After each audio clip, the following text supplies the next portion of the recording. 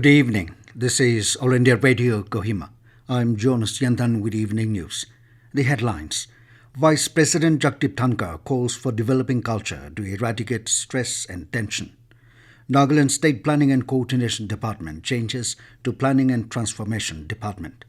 Nationwide mock drill held across all government and private hospitals to review preparedness of COVID management. And Nagaland Board of School Education asks its registered institutions to submit suggestions and ideas for Prime Minister's Mann. Now the news in detail. Vice President Jagdeep Dhankhar today called for developing a culture in the country to eradicate stress and tension. The Vice President said this after inaugurating the scientific convention on the occasion of World Homeopathy Day in New Delhi. The convention has been organized by the Central Council for Research in Homeopathy under the Ministry of Ayush. Vice President Dhankhar said that healthcare is not just about medical treatment, as it includes an individual's physical, mental and emotional well-being and a community's social and economic environment.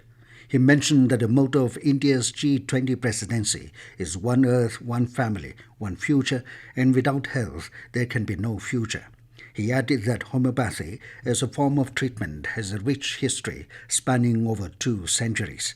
He also mentioned that today the World Health Organization has acknowledged homeopathy as the second largest and fastest growing system of medicine in the world and has marked its presence in more than 80 countries. World Homeopathy Day is observed every year on 10th of April to commemorate the birth anniversary of the founder of homeopathy, Dr. Christian Friedrich Samuel Hahnemann. Governor of Nagaland La Ganesan has ordered to change the present Planning and Coordination Department to Planning and Transformation Department. The State Cabinet has approved for changing the name of the department yesterday. A nationwide mock drill was held today across all government and private hospitals to review the preparedness of COVID management. The exercise will continue tomorrow.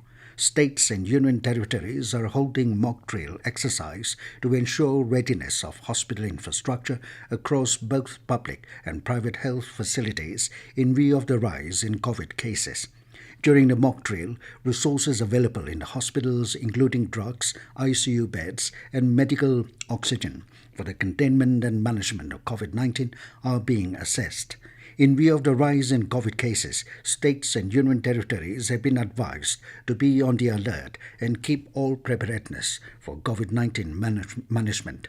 They have also been asked to ramp up vaccination of all eligible population, especially of the elderly and vulnerable population group.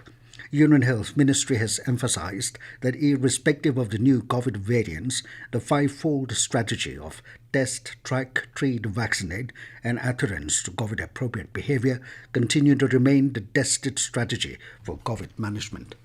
Nagaland Board of School Education has directed all heads of registered institutions of the board to submit suggestions and ideas for the Prime Minister's monthly radio program, Mann. A circular issued by the board stated that the direction is being given to make the 100th episode, which is to be aired this month, more inclusive and meaningful so that it leaves a long-lasting impression. NBSC has asked all heads of institutions to visit the MyGov website, which is the central government's citizen engagement platform, and also inform the students, teachers and employees to actively participate in submitting their suggestions. Election Commission of India organized a conference-cum-retreat for the Chief Electoral Officers from 2nd to 4th of this month at Lal Bahadur Shastri National Academy of Administration, Mussoorie in Uttarakhand. The event was organized in view of the upcoming general election to the Lok Sabha to be held in 2024. A press release issued by the Chief Electoral Officer's office today stated that the main objective of the conference was to initiate preparation for the general elections to the House of the People, to review the organizational structure of the CEO offices and aligning them with various verticals of election process and setting up of a common minimum agenda and goals for each functional vertical of election process. The release added that chief electoral officers and election officers from 34 states and union territories participated in the conference. This news comes to you from All India Radio, Kohima. You can also listen to this news bulletin on News on Air app and YouTube channel AIR News Kohima. In a special series, All India Radio brings you excerpts from the Prime Minister's Mann Ki Baat.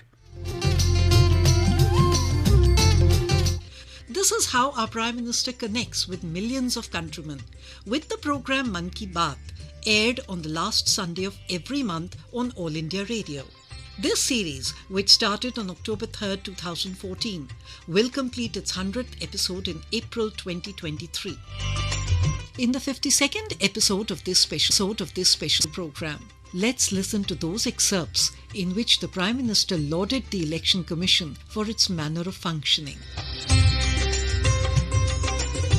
The voters are the foundation of a democracy. Without their active participation, the grand fest of elections is incomplete. To strengthen this very foundation, the Election Commission, which was set up on 25th January 1950, has been playing its vital role. Just after the Election Commission's Foundation Day anniversary, in the Mann Ki Baat program broadcast on 27th January 2019, the Prime Minister took pride in eulogizing the work of the Election Commission of India. जब हम सुनते हैं कि हिमाचल प्रदेश में समुद्र तल से 15,000 feet की ऊंचाई वाले क्षेत्र में भी मतदान केंद्र स्थापित किया जाता है, तो अंडमान और निकोबार के द्वीप समूह में दूर दराज के द्वीपों में भी वोटिंग की व्यवस्था की जाती है। और आपने गुजरात के विषय में तो जरूर सुना होगा कि गिर के जंगल में एक सुदूर क्षेत्र में एक पोलिंग बूथ जो सिर्फ केवल एक मतदाता के लिए है। कल्पना कीजिए, केवल एक मतदाता के लिए। जब इन बातों को सुनते हैं तो चुनाव आयोग पर गर्व होना बहुत स्वाभाविक है। मैं हमारे लोकतंत्र को मजबूत करने का निरंतर प्रयास करने के लिए चुनाव आयोग की सराहना करता हूं।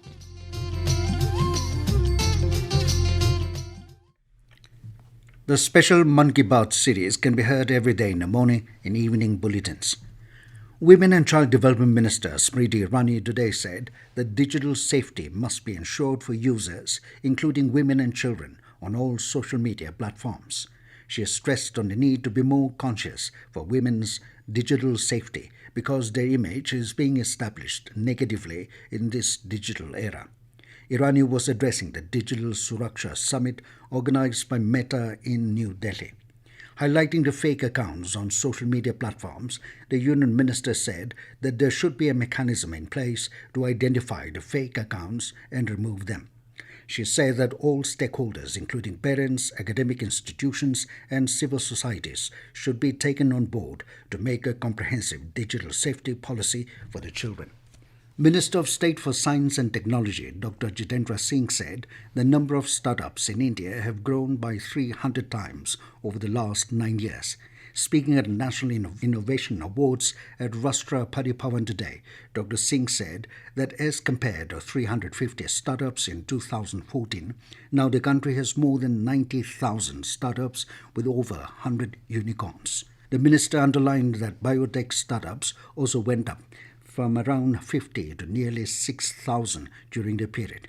He attributed this growth to Prime Minister Narendra Modi's special startup scheme in 2016 and the opening up of the space and biotech sectors to private participation. Dr. Singh also praised the National Innovation Award winners, saying they demonstrated that there is no linkage between formal education and innovation capabilities. Union Home Minister Amit Shah today launched the Vibrant Villages program in Kipitu, a border village in the Anjau district of Arunachal Pradesh. Speaking on the occasion, Shah said the entire country can sleep peacefully in their homes today because of ITBP Jawans, and the army is working day and night on our borders. The Union Home Minister is on a 2-day visit to Arunachal Pradesh. The central government has approved the Vibrant Villages program with central components of 4,800 crore rupees, including 2,500 crore rupees exclusively for road connectivity.